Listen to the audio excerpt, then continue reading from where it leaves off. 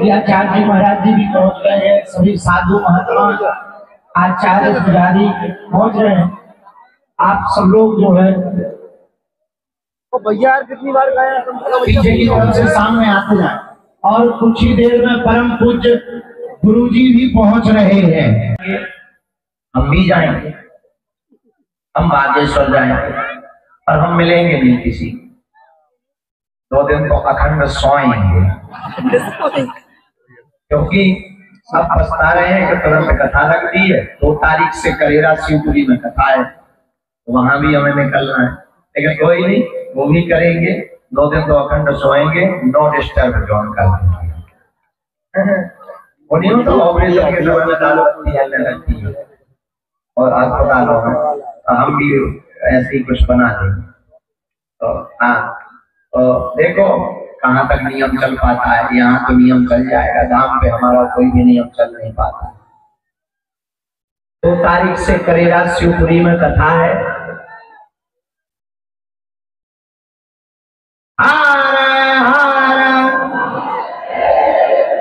अच्छा, ये जो पट्टियों में बैठे हो तुम लोग, शौक में बैठे हो कि किसी ने जबरदस्ती तुमको डंडा मार के बैठाया है? अच्छा, जवान तो जवान, बूढ़े तक बैठे 80-80 साल के लोग। अरे भाई नीचे आ जाओ। विस्फोटक बाबा तो जब भी बोलते हैं खतरनाक बोलते हैं। अच्छा, वो भी नहीं चले, ये पत्रकार समूह भी पैदल चला, आधे आधे चले, बीच में गाड़ी में बैठ गए, रात को सोने चले गए। ठीक है, इन्होंने भी बहुत कष्ट उठाए, खूब ज्यादा। वे काले काले लगे थे, वे गुरबीला से भारी मोहब्बत शरीर। एक बाउंसर तो हमारा हो इतना खतरनाक तो कि हमारे पैर पे मुझे जीता पांव ऐसे चपा लगाओ जैसे किल्ली चपल जा। तुम किल्ली जाना, पारों में हो मंदिर ठंडी में चिपकी का हो जाए, चिपकी। जब गाँव में कभी भी बैठो ऐसे बैठो, निकाल दो दोनों चिपकी। वैसे ही बेचारो पांव, लेकिन वो दया तक नहीं आई, उसने आज तक सॉरी नहीं बोला। बता भी दो 3 दिन तक सूझ हो रहा, हो रहे उल्टो हंसा हमारा ये चटनी के बड़ी के चक्कर में औरों का क्या मीडिया ने भी धक्के बहुत कितने बड़े संघर्ष में जब हम ये कर सकते हैं, थोड़ा तो आपका भी योगदान, क्योंकि मीडिया भी तो इंसान है, उसमें भी तो हिंदुत्व है, उसमें भी तो राष्ट्र पूरी यात्रा अच्छी हो गई। नीचे आजा, अंत वाला सो सब बना, आजा नीचे। और धन्यवाद के पात्र तो हैं, हमने प्रण ले लिया है, 251 घोड़ा मंगवा रहे हैं, और सभी दमानों को हम घोड़ों पर बैठाएंगे, ताकि पूरे देश में ये संदेशा चला जाए, ना कोई बिछड़ा है ना कोई बिछड़ेगा।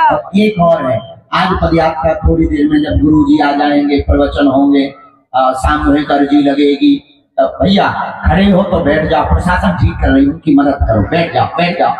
जब नहीं तो मेहमान ने सामने नहीं आऊंगे तो बैठ जाओ, मत कटा। जवान तो जवान, बूढ़े भी कर रहे हैं परेशान। हाँ, एक और, कल रात्रि में तो अद्भुत संयोग, कुछ लोग तो सो गए। दिल्ली वालों, दिल्ली मंडल आ गया, बैठ जाओ बैठ जाओ, पूरा मंडल बैठ जाओ। एक और अद्भुत बात, कल रात्रि काल में बड़ी कृपा की, हम हमारी आपकी इस पदयात्रा में सबको आशीर्वाद देने के लिए श्री धाम वृंदावन से पूरे महापुरुष ओरछा में आ गए, और रात्रि में ब्रज अवध मिलन हो गया, और उसकी भूमिका में रथ को चलाने वाले हमारे ज्येष्ठ भ्राता श्री पूज्य श्री मृदुल कांति जी शास्त्री जी आए हैं। जोरदार ताली बजाकर के श्री धाम हम सभी के बीच में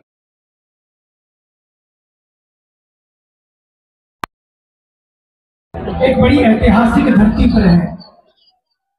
बुंदेलों के मुख से हमने सुनी यही कहानी थी, खूब लड़ी मर्दानी, वो तो झांसी वाली रानी थी, अमर कर दिया इस धरती को, बुंदेलखंड को। लेकिन आज एक बुंदेला, वो बुंदेली थी लेकिन आज एक बुंदेला निकला है। आज एक बुंदेला निकला है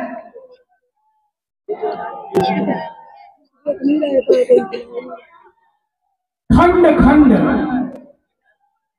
होते हुए इस भारत को देखकर, जिसके मन में एक पीड़ा हुई और ये पीड़ा ही प्रेरणा बनी और निश्चय किया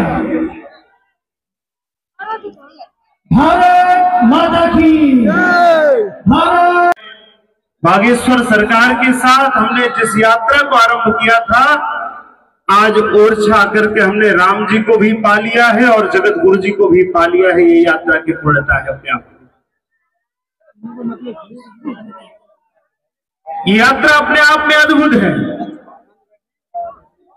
जब हम सब यहां पर पहुंच रहे थे भैया, तो गुरुदेव ने कहा कितने भक्त आए हैं?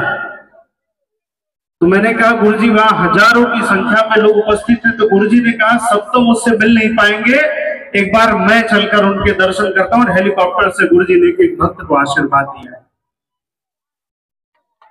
आप सब प्रणाम के योग्य हैं।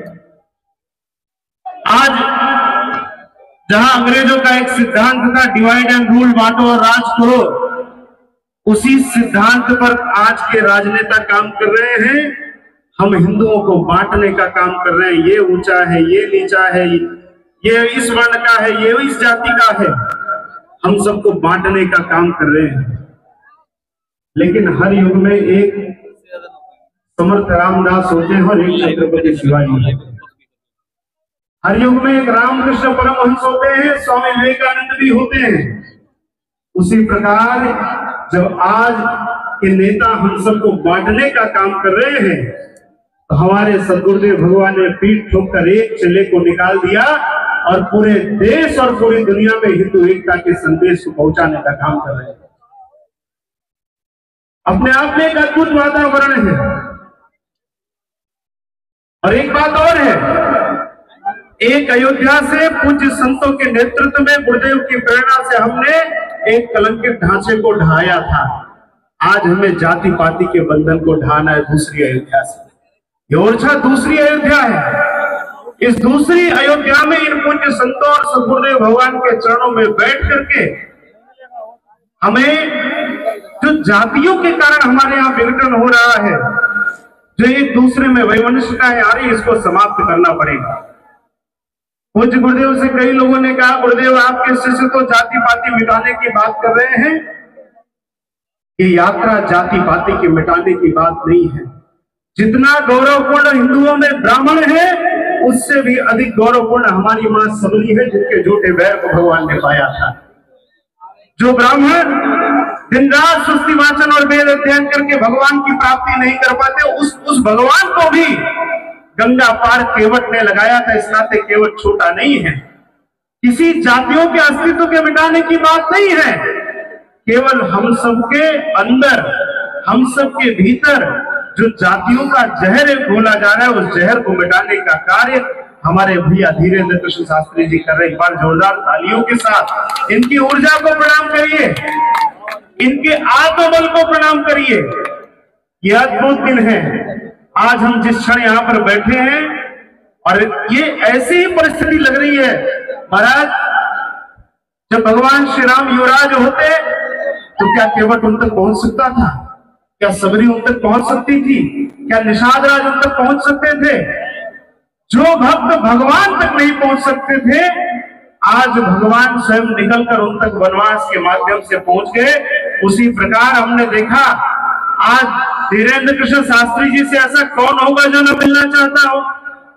ऐसा भारत का कौन बड़ा व्यक्ति है जो इनके साथ फोटो न लेना चाहता हो?